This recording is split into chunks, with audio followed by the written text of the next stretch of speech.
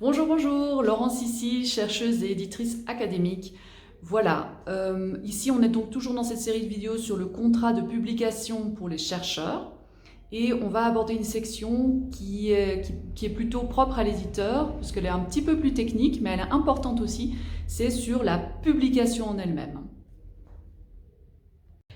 Voilà. Alors une sixième section, c'est par rapport aux détails sur la publication.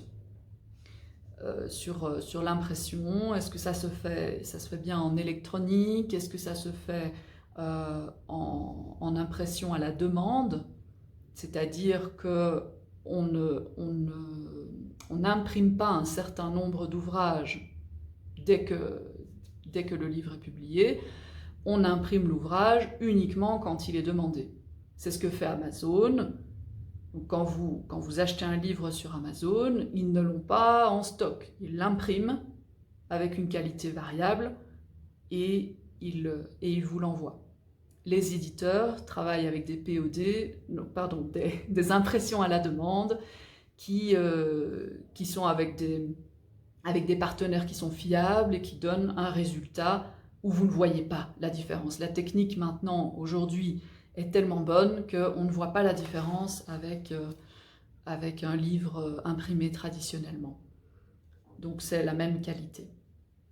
Donc il y a ça, ou alors est-ce que c'est un éditeur qui fonctionne encore avec des tirages. On est dans le monde académique, les tirages, c'est pas 500. D'accord? Les tirages, ça va être 100, 200, si l'éditeur fonctionne comme ça. C'est normal, le marché est plus petit. Alors, oui, et c'est aussi à cet endroit-là qu'on va vous expliquer ce qui va se passer, notamment si l'éditeur travaille avec un tirage. Donc s'il a déjà imprimé, il vous dit je vais imprimer 200 livres, et dans X années, si ce n'est pas vendu, je vais les pilonner, je vais les détruire. Et là, c'est pour ça que c'est important d'avoir votre adresse.